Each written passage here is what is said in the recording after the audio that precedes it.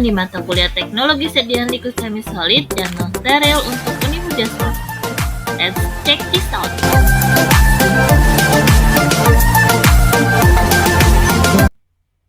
Assalamualaikum, kita kembali ke topik yang kedua, yaitu formulasi sediaan liquid. Untuk yang bagian pertama, kita akan membahas terkait formulasi sediaan sirup, larutan, drop, dan eliksir.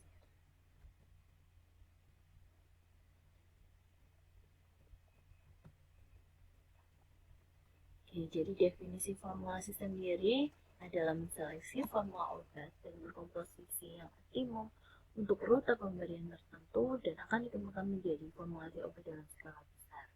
Sehingga untuk mendapatkan formula yang baik harus memenuhi persyaratan 4P, yaitu harus stabil dalam penyimpanan, kemudian zat aktif dan zat tambahan tidak boleh berinteraksi atau kompatibel, kemudian memenuhi persyaratan bioavailabilitas supaya jumlah obat yang masuk ke dalam tubuh itu juga sesuai sehingga efek terapi yang didapatkan bisa tercapai.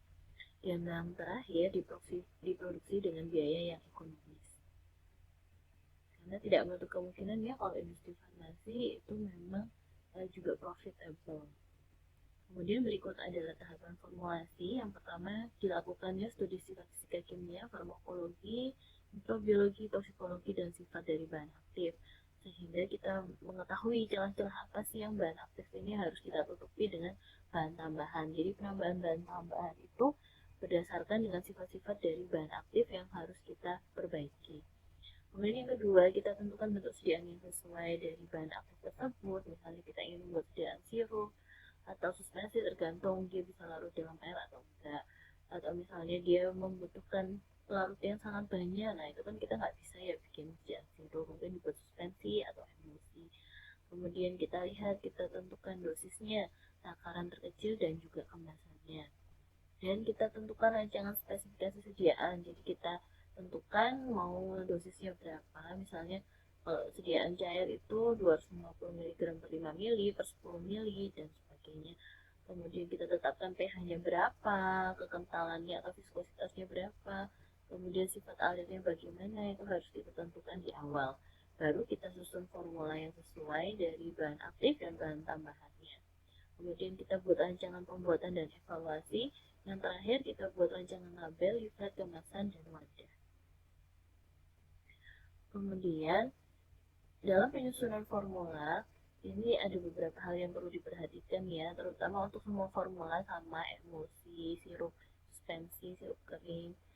Dan yang pertama adalah kita tentukan macam komponen yang disesuaikan dengan kebutuhan untuk mendapat sediaan yang bermutu. Sediaan yang bermutu itu ketika dia bisa aman, karena kalau sediaan itu nggak aman, maka dia tidak akan bisa digunakan oleh pasien. Kemudian sediaan yang aman juga harus efektif, karena efektif dalam memberikan efek terapi, serta stabil dalam penyimpanan sehingga saat melakukan terapi, pasien itu masih tetap bisa mendapatkan efek yang sama. Serta acceptable, yaitu mudah diterima pasien. Misalnya pasien itu anak-anak, dia lebih suka dengan minuman sirup-sirup yang manis, atau misalnya kalau untuk lambung kita pakai suspensi, kita tambahkan flavoring mint supaya dia juga menenangkan lambung kita. Dan yang ketiga, pemilihan bahan yang digunakan harus mengacu pada kepentingan bahan aktif dan jumlah penggunaannya.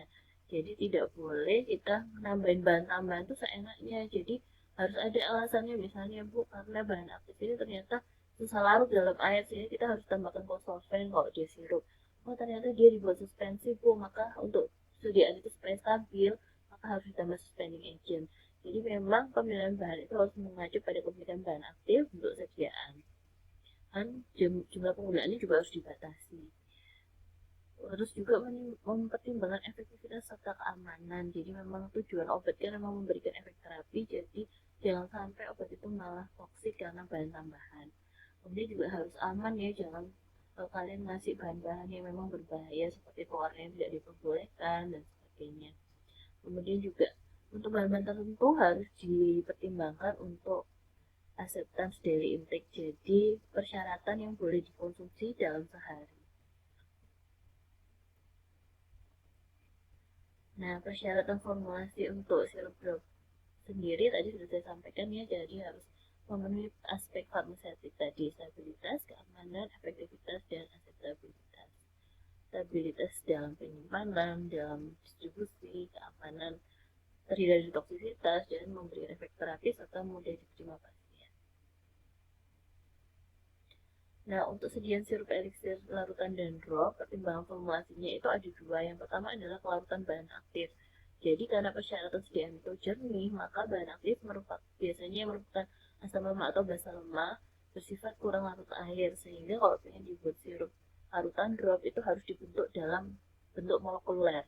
Karena kalau dalam bentuk molekuler itu sudah dalam bentuk terlarut atau bentuk terionkan. Nah, bentuk molekuler dan terionkan ini dipengaruhi oleh pH media atau pH sediaan. Kemudian yang kedua adalah stabilitas bahan aktif ya. Stabilitas bahan aktif ini merupakan media air yang merupakan sarana paling baik untuk terjadinya reaksi, bahkan juga pertumbuhan mikroba. Makanya untuk sediaan cairan ini sangat diperlukan stabilitas yang cukup baik, sehingga terhindar dari perubahan pH yang bisa menyebabkan efektivitas atau toksisitasnya berkurang. Nah, faktor-faktor yang berpengaruh pada stabilitas ini ada 4. Yang pertama pH lingkungan, tadi sudah saya jelaskan. Kemudian temperatur dan cahaya, karena ada beberapa sediaan yang kalau misalnya dia terkena cahaya atau temperatur dia bisa terurai. Jadi dia tidak bisa efektif lagi atau bahkan bisa toksik. Kemudian adanya kontaminasi mikroba yang menyebabkan perubahan pH dan kelarutan sediaan. Kemudian kelarutan penting sekali. Jadi kalau misalnya selama penyimpanan tiba-tiba cairan atau media pelarutnya itu menguap, maka bahan obat yang terlarut juga ikut tidak larut lagi di dalam sediaan, sehingga dosisnya jadi berbeda atau tidak homogen. Oke, jadi kelarutan itu sangat penting ya. Jadi secara kuantitatif kelarutan itu didefinisikan sebagai konsentrasi zat terlarut dalam keadaan jenuh pada temperatur tertentu. Kalau secara kualitatif adalah interaksi antara dua atau lebih zat yang membentuk dispersi molekuler yang homogen. Karena molekuler itu nggak tampak ya, karena kita ngelihat gas itu kan bentuknya molekul ya, seperti H2O, O2 itu kan tidak tampak, sehingga molekuler itu adalah sediaan yang homogen. Oke, kita lanjutkan.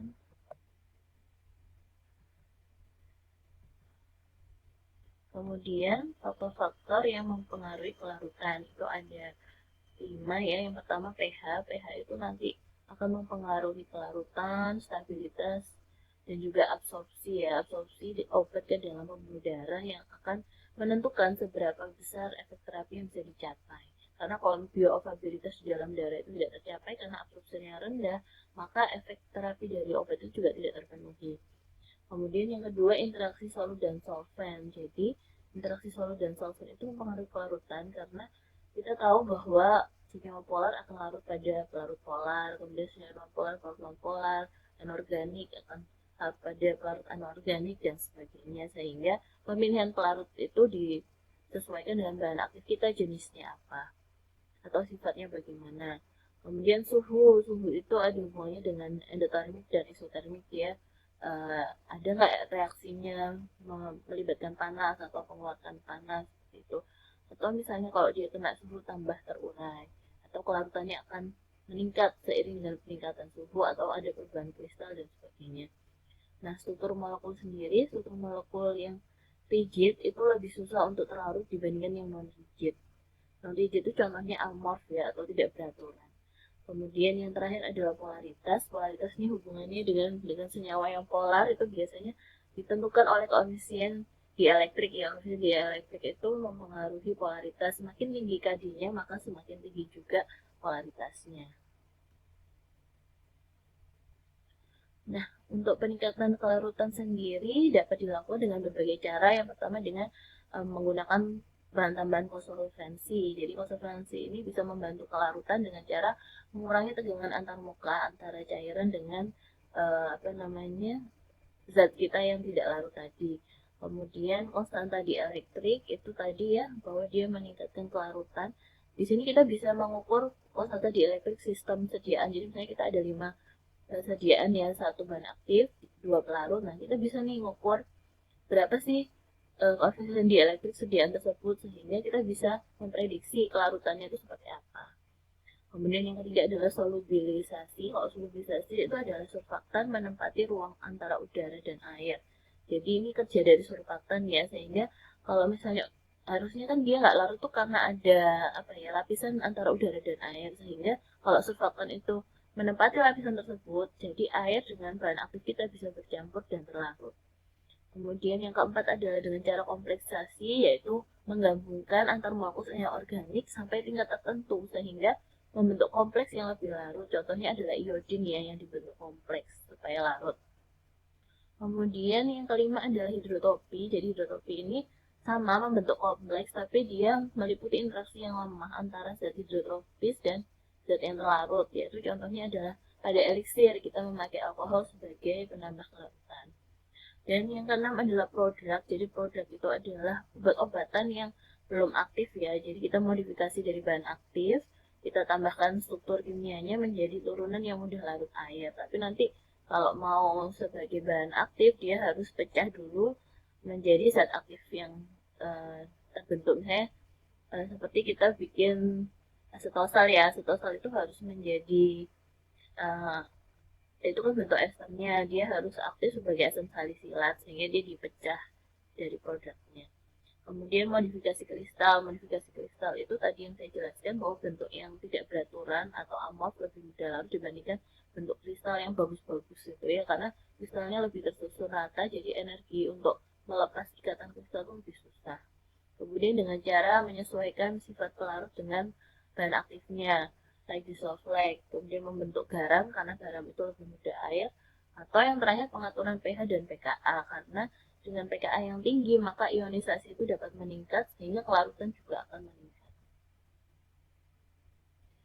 Nah, berikut adalah contoh formula baku. Yang pertama adalah bromhexine hydrochloride sirup, dan kemudian theophylline sodium glycinate elixir. Di sini kita lihat di bromhexine ini ada bahan aktif, kemudian glycerin sebagai kosolvent, sodium benzoat ini sebagai pengawet ya.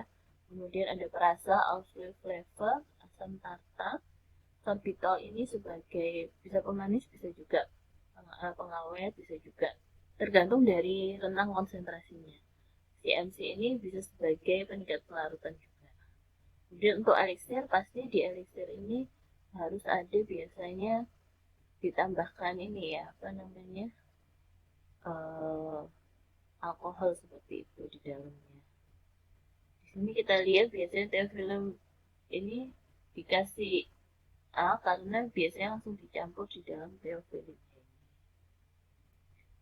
Oke, mungkin itu terkait dengan sirup dan eliksir.